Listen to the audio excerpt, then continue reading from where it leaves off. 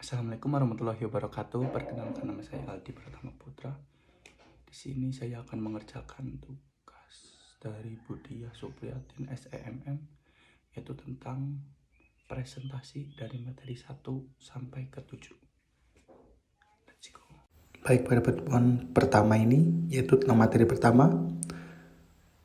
Baik, pada materi pertama ini saya akan menjelaskan ada empat bab atau 4 subbab, yaitu yang pertama tentang pengertian budaya. Apa itu budaya? Budaya diartikan sebagai adat istiadat, akal, pikiran, maupun budi. Kata budaya lebih merujuk kepada pola pikir seseorang manusia. Segala hal tersebut berkaitan dengan bahasa atau metode komunikasi, kebiasaan yang terjadi di lingkungan atau biasa disebut dengan adat istiadat. Yang kedua, tentang pengertian manajemen lintas budaya. Apa itu manajemen lintas budaya? Adalah ilmu yang berusaha untuk memahami bagaimana budaya nasional mempengaruhi praktek manajemen, mengidentifikasi persamaan dan perbedaan lintas budaya dalam praktek manajemen, dan berbagai konteks organisasi saat meningkatkan efektivitas dalam manajemen global. Ya, dan yang ketiga yaitu pada bidang-bidangnya. Bidang-bidangnya yang pertama itu ada budaya adaptasi atau adaptation culture, ditandai oleh keadaan yang tidak stabil dengan perhatian strategi yang fokus pada kegiatan eksternal. Orang-orang dalam institusi diarahkan agar dapat mendukung kapasitas organisasi untuk menangkap tanda-tanda dan menafsirkan tindakan terhadap perubahan lingkungan. Institusi yang mengalami itu merupakan respon yang segera untuk menyesuaikan diri dengan perubahan lingkungan. Yang kedua itu ada achievement culture. Ini ditandai oleh keadaan lingkungan yang relatif stabil. Orang-orang di luar organisasi diperhatikan untuk menyebarkan visi dan misi organisasi kepada khalayak. Visi tersebut memberikan arti bagi para anggota dengan mengidentifikasi secara jelas perannya dalam organisasi. Orang-orang dalam organisasi percaya bahwa tujuan perusahaan adalah untuk melayani orang. Yang ketiga adalah clan culture, memfokuskan pada keterlibatan seluruh organ dalam organisasi terhadap perubahan lingkungan yang cepat. Yang selanjutnya ada 4 macam budaya organisasi atau corporate, atau fleksibilitas dan stabilitas, fokus internal dan fokus eksternal. Tentang budaya klan itu nilai-nilainya ada kooperatif, kebijaksanaan, persetujuan, keadilan, dan kesederhanaan sosial. Yang ketiga itu adanya budaya adaptasibilitas, nilai-nilainya itu ada kreativitas, eksperimen, resiko, autonomi, responsif. Selanjutnya ada budaya achievement, nilai kompetisi, kesempurnaan, agresif, inisiatif, personal, dan ketekunan. Yang keempat ada budaya birokratik, nilai-nilainya ada ekonomi, formalitas, rasionalis, keteraturan, kepatuhan. Ya, selanjutnya pada materi pertemuan 2 dan 3, yaitu yang pertama tentang penjelasan, yang kedua tentang konsep dan gagasan yang berbeda pada tiap bangsa, yang ketiga ada elemen budaya yang mempengaruhi pasar internasional, yang keempat ada konsep tentang etika dan kontrak di berbagai bangsa, dan yang kelima itu adalah contohnya. Baik, saya akan menjelaskan tentang bab yang pertama, yaitu berbeda bangsa, berbeda dunia. Para ahli antropologi, sosiologi, dan budaya serta artolinguistik menyatakan bahwa awalnya manusia hidup berkelompok pada suatu daerah tertentu atau enclave yang berbeda dengan kelompok manusia yang lain. Kondisi geografis menjadikan mereka hidup terisolasi antara satu dengan yang lain. Berkaitan dengan kondisi geografis, Potts dalam Griffin dan kawan-kawan 2001 mengatakan bahwa setiap kelompok masyarakat yang berbeda dan terisolasi pada awalnya dicirikan oleh satu jenis kelompok masyarakat dengan bahasa yang satu, budaya yang satu, dan direpresentasikan dengan bahasa dan budaya yang berbeda. Sejalan dengan itu, Lewis 1996 menambahkan bahwa bahasa yang dimiliki oleh suatu masyarakat mendirikan suatu dunia tersendiri untuk menutur bahasa tersebut berbeda dengan dunia yang lain. Baik, saya akan menjelaskan tentang bab yang kedua, yaitu konsep dan gagasan yang berbeda pada tiap bangsa. Parokialisme adalah kecenderungan untuk melihat dunia dengan pandangan dan perspektif. Hal ini akan menjadi masalah yang sulit bagi banyak manajer internasional yang sering berasal dari negara maju yang mempunyai keyakinan bahwa pengetahuan mereka lebih dari cukup untuk mengatasi masalah yang timbul dari negara yang lebih terbelakang ekonominya. Banyak manajer mempunyai pandangan itu karena didukung dengan latar belakang pengetahuan dalam mempelajari ilmu manajemen di negara maju. Simplification adalah proses yang menunjukkan orientasi yang sama terhadap kelompok budaya yang berbeda. Sebagai contoh, cara manajer Amerika berinteraksi dengan manajer Inggris sama caranya dia berinteraksi dengan eksekutif Asia. Pertentangan atau konflik dalam organisasi. Pada bab ketiga itu tentang elemen budaya yang mempengaruhi pasar internasional. Yang pertama itu ada materi hidup atau material life, yang kedua ada bahasa atau language, yang ketiga ada interaksi sosial, yang keempat ada estetika. Baik, pada bab keempat yaitu contohnya doing business in India. Jika melakukan bisnis di India, ada beberapa kebiasaan yang sangat berguna, antara lain sebagai berikut. Yang pertama, dalam pertemuan harus datang tepat waktu. Yang kedua, sebaiknya tidak menanyakan pertanyaan pribadi kecuali kalau rekan bisnis merupakan rekan dekat atau teman. 3. Gelar merupakan hal yang penting sehingga orang yang mempunyai gelar dokter atau profesor harus dicantumkan. 4. Menunjukkan kasih sayang terhadap sesama dipertimbangkan tidak sopan sehingga tidak ada disarankan untuk menepuk punggung atau menyentuh orang lain. Yang kelima, menunjuk seseorang biasanya menggunakan dagu. Yang keenam, ketika makan atau menerima barang biasanya menggunakan tangan kanan karena tangan kiri dipertimbangkan sebagai tangan yang kotor. Baik, pada materi pertemuan keempat ini kita mempelajari tentang culture shock atau geger budaya. Yang pertama itu tentang pengertian culture shock, yang kedua itu tentang dampak culture shock, yang ketiga itu tahapan dan faktor, yang keempat itu tentang kesimpulan. Baik, selanjutnya yang pertama itu tentang pengertian culture shock, yaitu sebuah kondisi atau keadaan di mana mental yang timbul akibat adanya transisi dari suatu situasi atau lingkungan yang telah dikenali dengan baik ke lingkungan baru yang berbeda. Ya, selanjutnya itu tentang dampak culture shock. Yang pertama, dapat menimbulkan berbagai kondisi yang mempengaruhi kondisi fisik dan mental seperti kelelahan dan disorientasi arah. Yang kedua, menimbulkan berbagai macam stressor yang memerlukan penyesuaian. Selanjutnya itu ada tahapan dan faktornya ya. Yang pertama itu tahapan pada culture shock, yaitu ada excitement phase atau masa bulan madu. Yang kedua ada culture shock atau masa krisis. Yang ketiga ada adjustment phase atau masa pemulihan. Yang keempat ada measure phase atau penyesuaian. Dan berikut ini adalah beberapa faktor yang memengaruhi terjadinya culture shock atau geger budaya atau kekagetan terhadap budaya baru. Yang pertama ada faktor agama, yang kedua ada faktor bahasa keseharian, yang ketiga ada faktor ekonomi, yang keempat ada faktor teknologi, yang kelima ada faktor pergaulan, yang keenam ada faktor adat istiadat, yang ketujuh ada faktor sosiologis, yang kedelapan ada faktor geografis.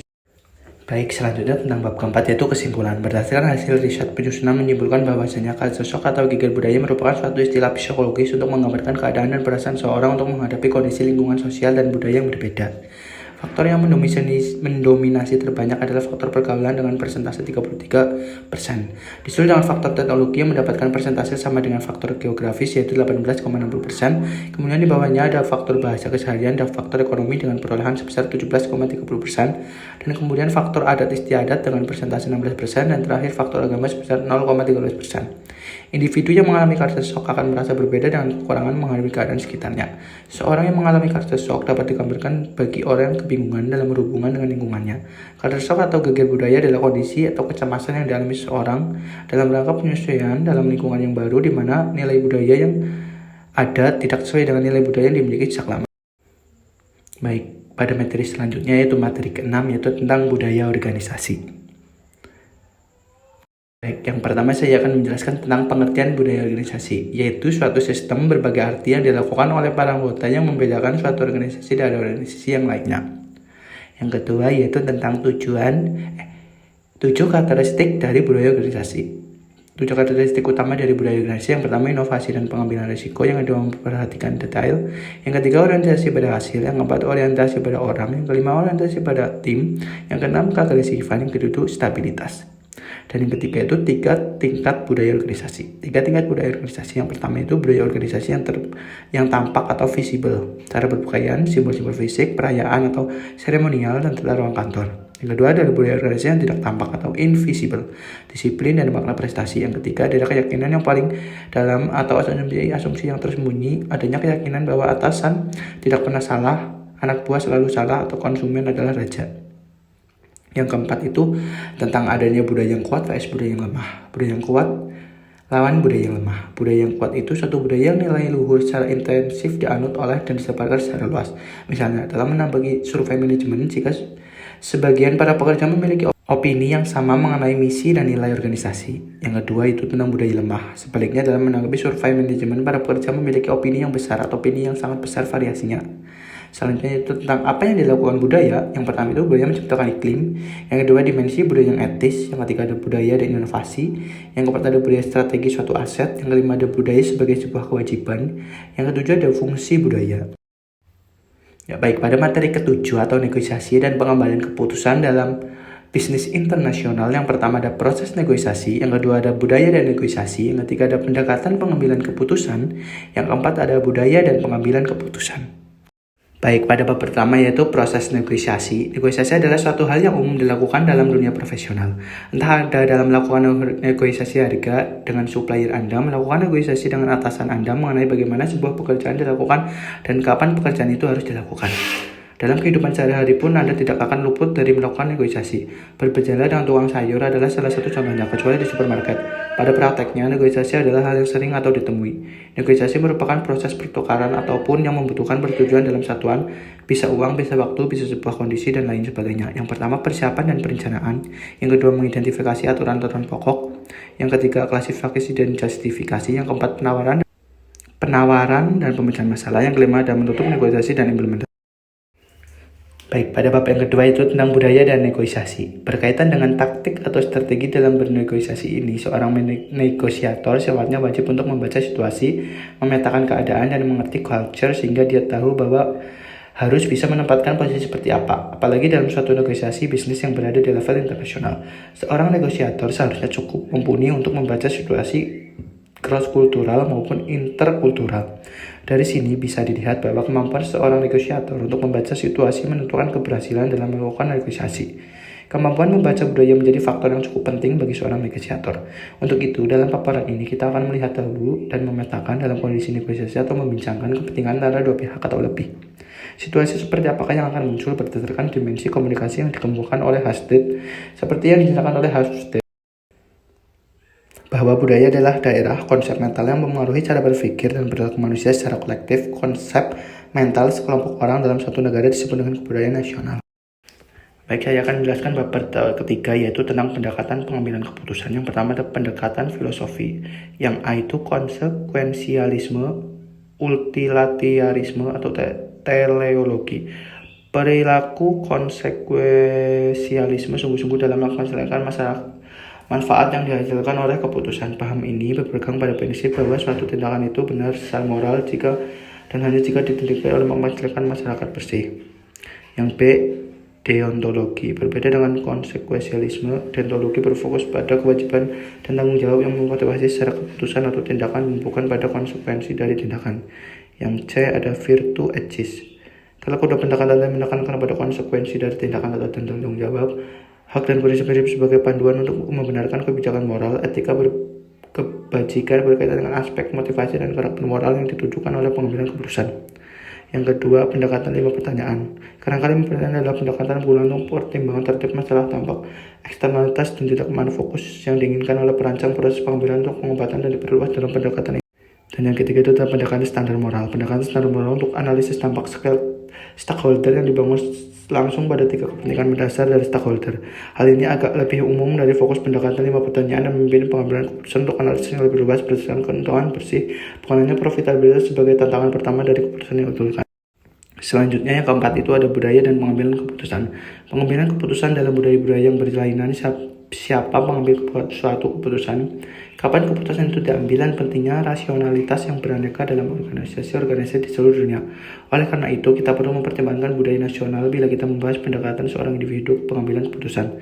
Pengetahuan kita akan perbedaan jarak kekuasaan, misalnya mengatakan kepada kita bahwa dalam budaya dengan jarak kekuasaan yang tinggi seperti India, hanya manajer pada tingkat sangat senior yang mengambil keputusan. Pengetahuan kita bahwa budaya beraneka dalam orientasi waktu membantu kita memahami mengapa para manajer di Mesir akan mengambil keputusan pada laju yang jauh lebih perlahan dan lebih berhati-hati daripada pandangan Amerika mereka. Baik, itulah dia rangkuman yang saya berikan dari materi 1 sampai materi ke-7 pada matkul mata kuliah lintas budaya. Terima kasih.